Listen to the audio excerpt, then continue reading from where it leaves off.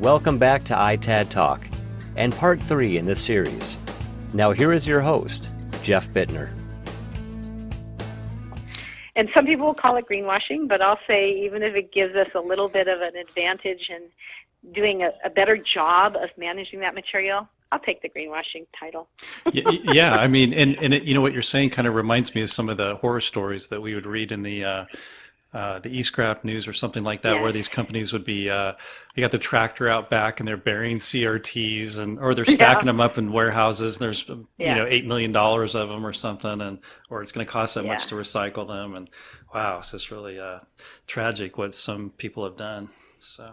Yeah, those were some unfortunate incidents, and it really happens around material that has a cost to recycle or what we just call a negative value, and the recycling markets for that material dropped out. And it's an interesting thing when, our country is regulatory adverse. It's sort of the nature of our financial systems, is to say, corporate clients are just going to, we don't have to put regulations on them. They're just going to step up and do the right thing.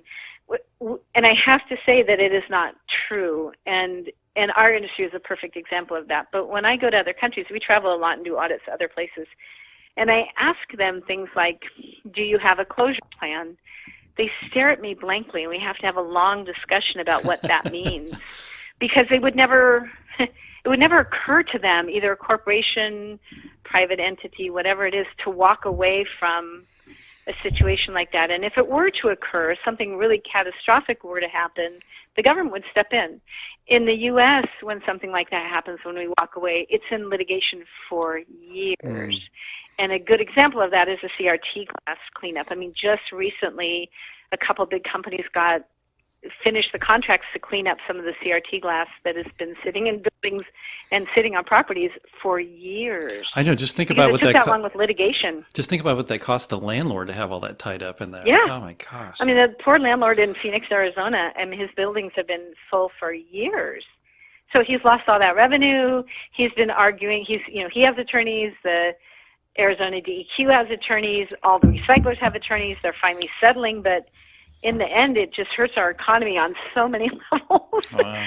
So, yeah, and it's probably a couple times a year now somebody will call me and say, hey, we're using the smelter in Japan or we're using this smelter in Europe, and they're telling me they don't need a closure plan. Is that true? And I say it's true. It's not an occurrence there.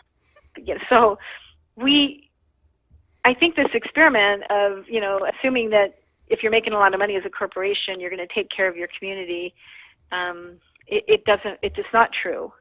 And things change all the time. Corporations come and go, CEOs come and go, but messes still sit there. And anyway, it's an unfortunate thing. Hey, so you had mentioned that you had traveled outside the country for some of your audits and what have you. So what are a couple of your favorite places, and do you have any scary stories too?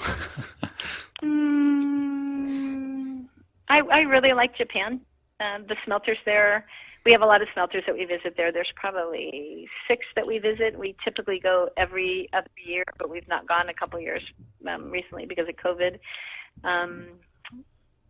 It's just a beautiful, really clean country, and the smelters are run really well. And when you ask questions about environmental sustainability or environmental regulation, it just seems to them that it's crazy that we would even ask those questions, because it's obvious that, of course, they'd be doing those things. So when you traveled there, was it hard to get around, or is everything like printed in English too, or do you have some? I'm guessing you've been there, so you kind of know the drill. But yeah, we've been going for I guess 13 years.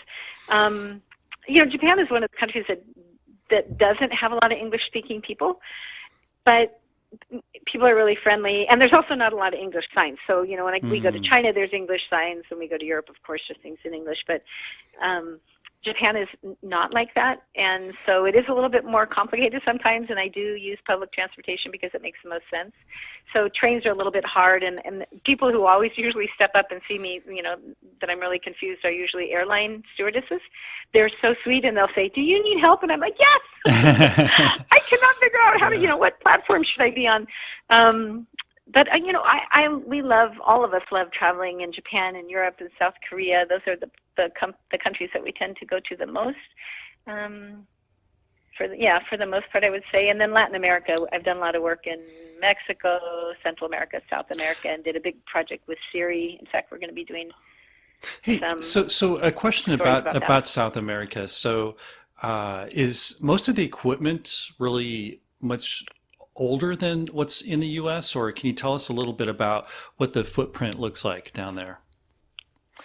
So I would say a little bit. I mean, the first time I saw flat screen TVs on pallets for recycling was in California.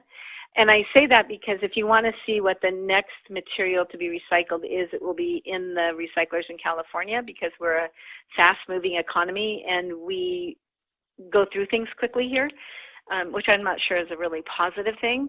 But honestly, if you want to see what's going to be on the recycling floors of facilities all over the country and worldwide, you should go to a California recycler, because you'll see stuff, newer models of things that are getting recycled. I wouldn't say that they're not as new, but maybe they don't turn them over quite as quickly as we do. The basic consumerism is a little bit slower, and things are more expensive down there, depending on what the import-export requirements are and where they're getting them from, depending on the country. ITAD items tend to be a little bit more expensive. So I do see a big opportunity. In fact, I'm talking to a Guatemalan recycler. I just talked to Siri about the Latin America project, and helping more recyclers down there do ITAD and reuse work, with material they might get from the U.S. and then resell to communities that, kind of to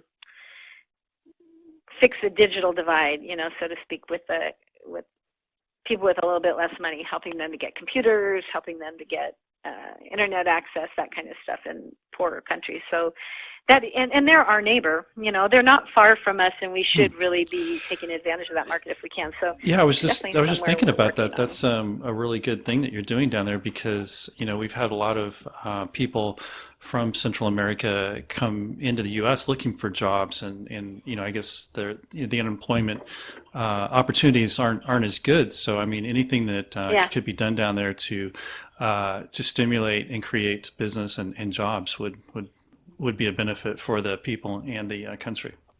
Well, and they'll use stuff that we don't want to use in the States, right? So, and they're, labor's cheaper. So, yeah, and there are some certified recyclers. Siri worked on what we called the LATAM project probably 5 or 6 years ago. So we have certified recyclers in Central America, South America. There are several in Mexico, too. So there has been good inroads made to that area.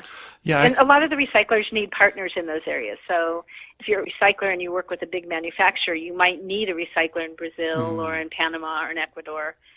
And so you want to help them get certified. Yeah, I actually met one of the ITAD recycling companies at the ITAD summit from Guatemala. So I think they had 3 or 4 people from their company. Oh, good. Was it Vinicio?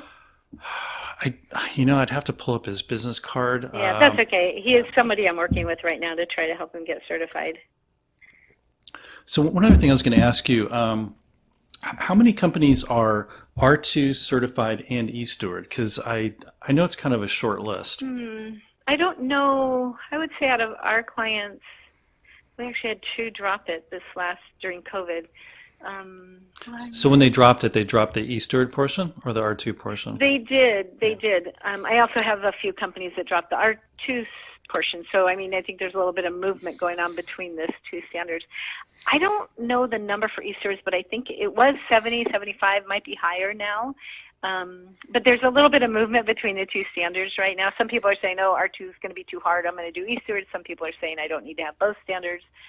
Some people are saying we're just going to do R2 for various reasons. So there's always been a huge volume of R2 certified recyclers versus e-Stewards certified recyclers, because e-Stewards is considered a little bit more prescriptive, but I would say that R2v3 is as prescriptive, if not more, at this point. So I think we'll see a little bit of movement between those 2. There are a few companies that require e-Stewards, some OEMs, meaning that, and I think a bank too, that they will only give you material if you're e-Steward certified. So, and e-Stewards has done. Yep. I'm sorry. Go ahead. Okay. So on the e-Steward standard, I was going to ask you. So they charge like a percentage of the amount of business the ITAD company generates, correct? They do as their licensing fee. But I think depending on your size, I'm not sure. You would have to check in with them. It might be on their website now too, but depending on your size, it may be, if you're a smaller recycler or a nonprofit, it may be the same as it is for R2. It's when you start getting larger that it's based on your growth. So it could be a considerable amount of money. Okay. All right. And so what else do you see that's coming? I guess right now it's just kind of the transition to the R2 V3 is kind of where everybody's currently at, which that's one of the things that we are doing as well.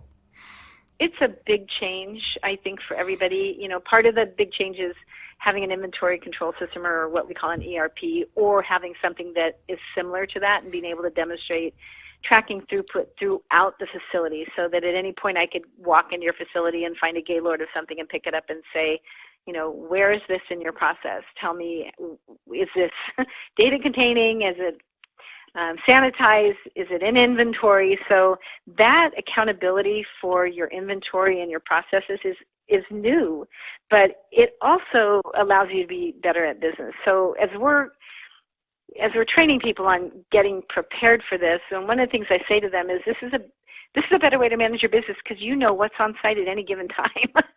And as a business person, that's a good thing to know. It doesn't mean you need an expensive inventory management system. It just means you need to have some way to know what's on site, what the status of all the things are that are on site, when are you going to move them out, what's your process with that, when did you get them in?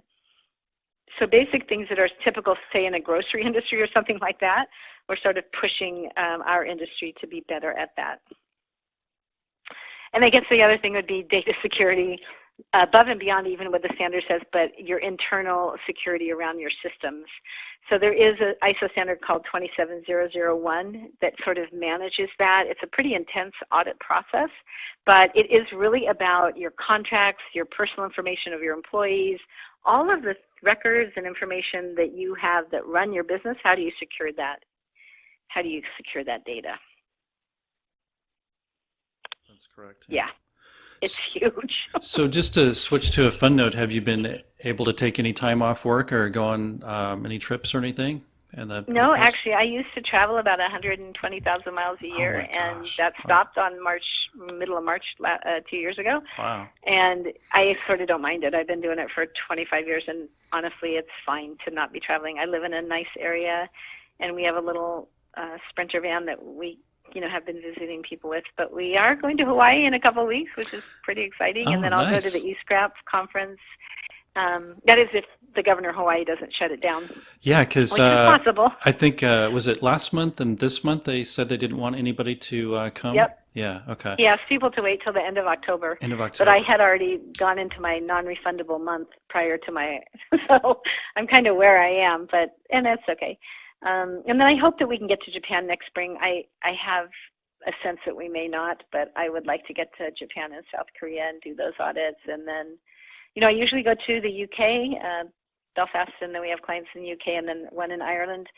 I try to do that in January, but I don't think we're going to be doing that. And it's okay to do remote audits. It's been an interesting change for the industry to realize that we can do, maybe 70, 80% effective remote audits without traveling. Saves the client some money, saves us the travel grief, but it's not as good as being on site. It's not the same, that's for sure. Right. Okay. Well, is there anything else that you wanted to say before we wrap up? Nope, I'm good. Thanks. Okay. Thanks for the time, and hope it was helpful. Yeah, and I really appreciate your time. Also, I know you're really busy with your audits and certifications and everything. So once again, thank you very much for being on ITAD Talk. And Kelley will be speaking to you in the future. Sounds good. Take care. Have a great day. Okay, and you too. And don't forget, the best way to support ITAD content is to rate and like the show on iTunes, Google, Spotify, or anywhere you might listen.